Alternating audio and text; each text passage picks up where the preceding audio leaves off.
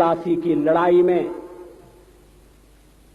जितने लोग मैदान में लड़ रहे थे उससे ज्यादा लोग मैदान के बाहर खड़े होकर तमाशा देख रहे थे, लड़ाई का परिणाम सुनने की प्रतीक्षा कर रहे थे।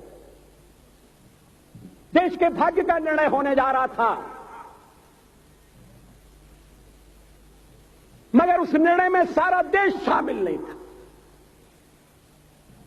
विदेश मंत्री के नाते मैं अफगानिस्तान गया था। आपको सुनकर ताज्जुब होगा, अफगानिस्तान के अपने मेजबानों से मैंने कहा मैं गजनी जाना चाहता हूं, गजनी।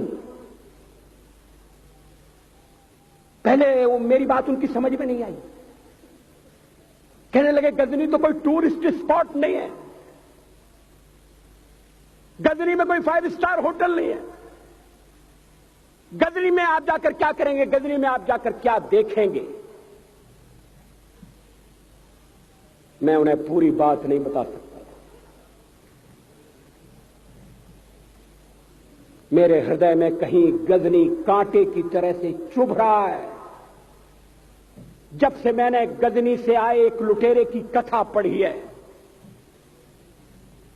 और किशोरावस्था में पढ़ी है, मैं देखना चाहता था वो गजनी कैसा है।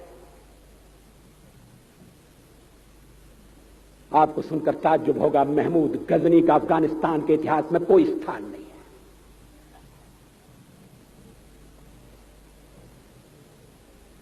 गजनी छोटी सी जगह, छोटा सा गांव है। कल्पना करिए, सैकड़ों साल पहले वहां धूल उड़ती थी, झोंपड़ियां थी, मगर एक लुटेरा लुटेरों को इकट्ठा करता हुआ सोने की चिड़िया को लूटने के लिए चला आया। आपस की फूट से जो राजा है वो लड़ेगा, जो क्षत्रिय है वो लड़ेगा। हमने समाज के बहुत बड़े वर्ग को लड़ने के अधिकार से वंचित कर दिया। हमने उन्हें हथियार नहीं उठाने दिए। मार्शल नॉन मार्शल के आधार पर हमने समाज को बांट दिया। वो लुटेरा सोमनाथ के मंदिर तक चला गया। पुजारी देखते रहे। मंदिर की पूजा भक्तों को करना पड़ती है। मंदिर तो एक प्रेरणा का केंद्र है। मैं देशपांडे जी की तरह से नास्तिक नहीं हूं, मगर उनकी नास्तिकता में भी जो आस्तिकता है मैं उसका आदर करता हूं, उसका सम्मान करता हूं। वो जिस आत्मविश्वास से नास्तिक होने की बात कहते हैं, तो मैं उनसे कहना चाहता हूं वो सचमुच में नास्तिक नहीं है। जिसकी आस्तिकता है, जिसका विश्वास है, वो नास्तिक कैसे हो सकता है। विश्वास किसमें है ये बड़ी बात नहीं है, विश्वास है या नहीं। हमने समाज के बहुत से बड़े वर्ग को विश्वासहीन बना दिया।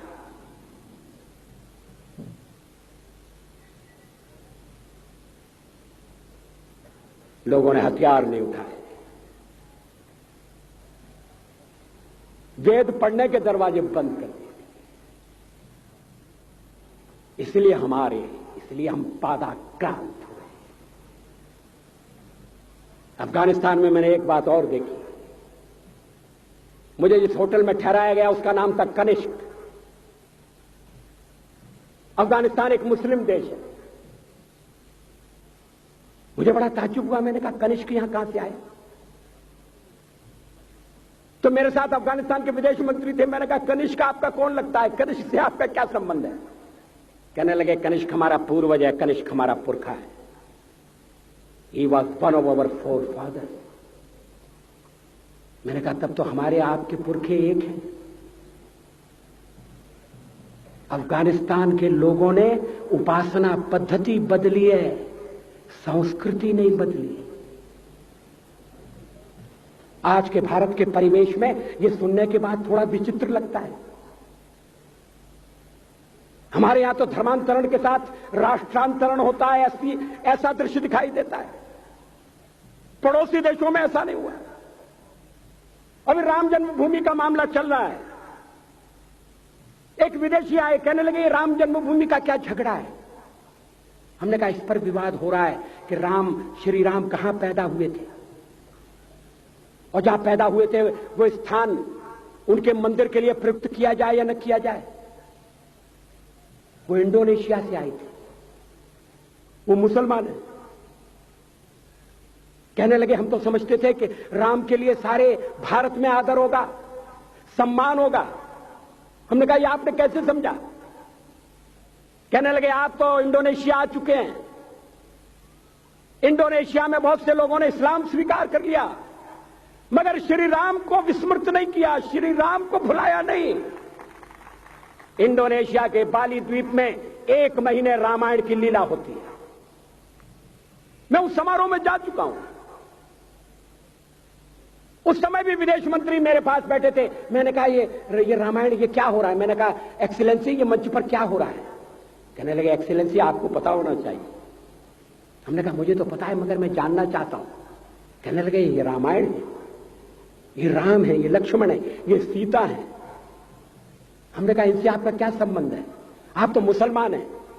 कहने लगे हमारा संबंध बहुत पुराना है, हमारा तब का संबंध है जब हम मुसलमान नहीं हुए थे।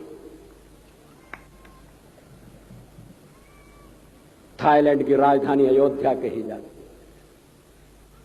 थाईलैंड के राजा को आज भी राम कहा जाता है।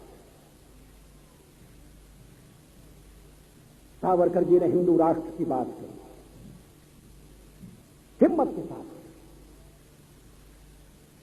बुनियादी तौर पर भारत हिंदू राष्ट्र है,